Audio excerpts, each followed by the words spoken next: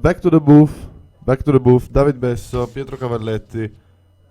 We do have the final standings for the vintage tournament and the top 8 bracket as well. So the top 8 players are Neil's team playing Mud, Marco Rocchetti, Joachim Schiolde, Rodrigo Togores, Tomas Mar, Antonio Musarra, José Antonio Alascio Lopez, and Pedro Sanchez. So we got 2 Italians, Marco Rocchetti and Antonio Musarra. Also, as in the Legacy tournament, only 2 Italians made in the top 8. The news is that Pascal Wagner went in the 9th place and just 6 points of rating under Sanchez Pedro. So for a 6 point of rating, Pascal Wagner couldn't make in the top 8, also in the vintage tournament. So he went first, 9th. So the story of Pascal Wagner. But now we will see a match between Marco Rocchetti and Alascio Lopez. We will let you know which deck they play as soon as possible. Anyways, for the information we got at the moment, the decks are Neil's team with Mud, Marco Rocchetti with Monastery deck with Pyromancer. Anyways, it's a Monastery deck. Blue, white, red. Monastery. Also the other is the monster. Yeah, no, the other. Alascio Lopez. The monastery. Alascio Lopez with Monastery with Mystic Remora. Yeah. Mystic Remora. Yeah, with Mystic Remora, but it's blue, white, Esper, I think. Banquillo. No, it's blue, white, red, yeah. Both blue, UVR, Monastery for both. So, the news is that we have 1, 2, 3, 4.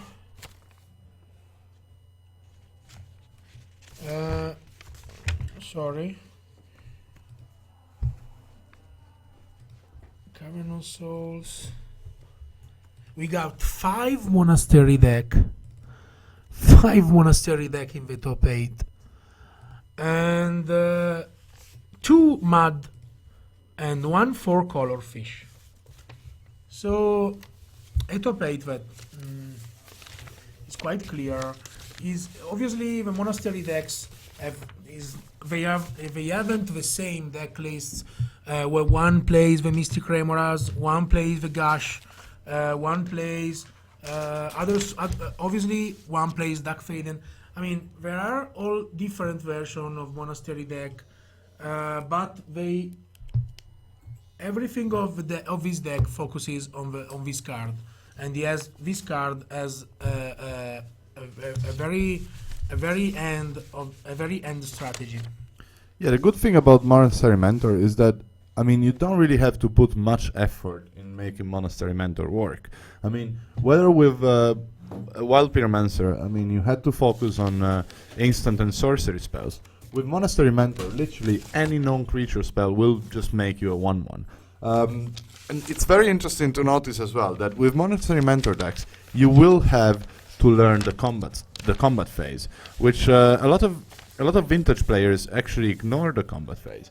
I mean, if you used to play combo or control, or most of the vintage decks in the past, the only thing you had to do during the combat phase, okay, I'll attack you with Darksteel Colossus or Blightsteel Colossus or Sundering Titan maybe, or something like that.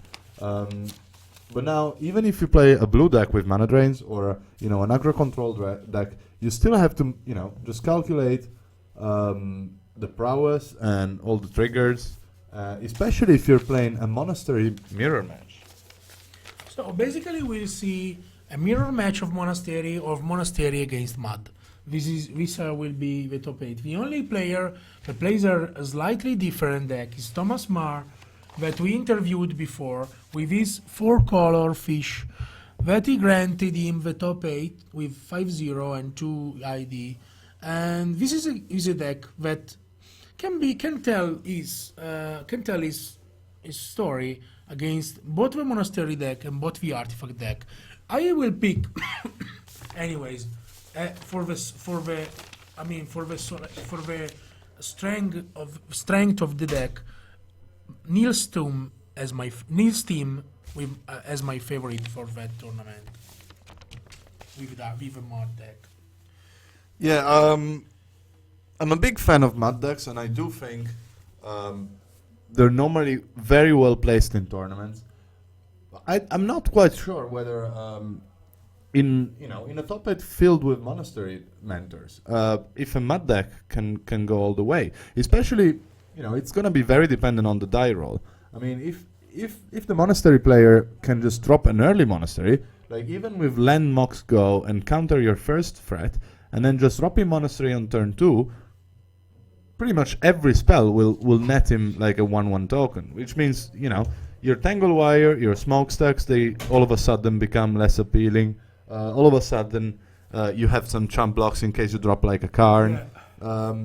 On the other hand, though, those decks are very much mana hungry. I mean, the key card of your deck is, it costs 3 manas, and then you have to be able to play all your spells under the eventual Trinisphere or a Sphere of Resistance or a Lodestone Golem, which means you need loads of mana. And if the artifact player will win the die roll and drop a couple of spheres, that's not going to be possible. Yeah, but we must say, though, that the Monastery Mentor revolutionized the vintage format.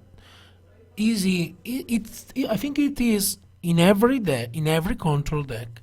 He basically replaced the Tinker solution with Dark Confidence as an engine. He quietly replaced the Young Pyromancers. He practically get it rid of every creature before, and he imposed himself as the both permanent maker and attacker. Yeah, especially because all the blue decks, they've always been looking for a permanent solution to artifact decks. That came first in the form of Dark Confident, because you didn't have to do anything and you could just draw your cards. And that was good as a draw engine, but it didn't actually help you to get out of a lock situation. While the Monastery Mentor can work both to, get out of a lock situation and also provide a winning condition as well by itself. Quick winning condition. Very quick winning condition. I mean, we saw before, even if low on cards, you could just play a couple of spells, all of a sudden you got an army. Yeah. Yeah, let's go through now to the dex list of the two players facing each other now. I will start with Marco Rocchetti, the Italian player. He plays a quite aggro list of Monastery Mentor deck. He plays 4 Delver's Secrets, he plays 4 Young Pyromancer, he plays 2 Monastery Mentor, he plays 3 Lightning Bolts. He plays a quite an aggro control deck with 10 creatures, and he tries to go through the opponent before the opponent can set up and get into control. Well, I have Jose Antonio Alacio Lopez deck list in front of me, and I gotta be honest, just by looking at the deck list, it really seems like it did put a lot of effort in play testing a few cards. Because first of all is mana base. We can see a Cavern of Souls. Cavern of Souls really important in making sure your Monastery Mentor can resolve against mana drain decks, against any sort of permission. And obviously, while Monastery Mentors enter play, it can only be answered by cards like Lightning Bolt, and then you can start your counter war with the Mentor already in play, netting yourself some advantage in form of white 1/1 tokens. Also, he's got a key card in the form of 3 Mystic Remoras. I mean, Mystic Remora, absolutely powerful in the mirror match, absolutely powerful on the play against Artifact, on the play against pretty much any deck in Vintage. It was a card we have seen before in combo. We have seen it before. We haven't seen it until now in Monastery decks. Also, he has a one of Mindbreak Trap. It's a very, very, I mean, very good list. it's a really good list. I mean, Mindbreak Trap, definitely a card that you can consider. Mental Misstep, Flusterstorm, Mana Leak. I mean, he's got a few, Different a few counter. different counter spells. He's got Especially one Mana misdirection. Leak. It's something that you wouldn't consider, but obviously he makes your land mox go starts just so much better. Yeah. Also, Dig Through Time, 2 of, 1 Treasure Cruise, 1 Swords to Plowshares, a couple of Sensei Divining Top. The most surprising thing, he actually only plays 3 Monastery Mentors and 2 Snapcaster Mage as the only winning condition, besides Jace. Yeah, he's got obviously Mindbreak Trap fits perfectly with Mystic Remora because you keep in draw cards and you maybe it was used against the Tendril decks because you draw a lot of cards of Mystic Remora and you can don't mind to what the storm deck is doing because you have if you got a Mindbreak Trap or the Flusterstorm, you don't have that kind of problem. So it's a deck that basically have answers against every other deck of the format, and in form of is a very strong control deck in which the Monastery Mentor is not an an aggressive element, but a finisher. Yeah, I mean, we all know how hard it is to play against Mystic Remora. Mystic Remora hits play, and all of a sudden, you cannot play your Moxes unless you really want your opponent to draw a card.